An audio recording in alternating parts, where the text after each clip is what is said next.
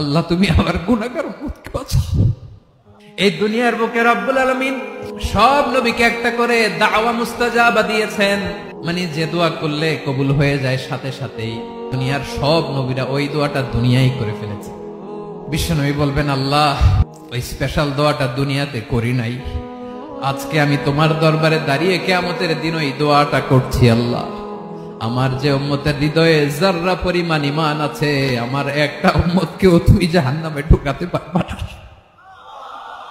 বিশ্বনবী পাগলের মতো একবার হাউজে কাউসারে যাবেন, একবার সিরাতে যাবেন, একবার পুলসিরাতের দিকে, একবার হাউজে কাউসারের দিকে পাগলের মতো দৌড়াতে থাকবেন, তার কোন গুনাহগার উম্মত যাতে জাহান্নামে ঢুকে না যায়।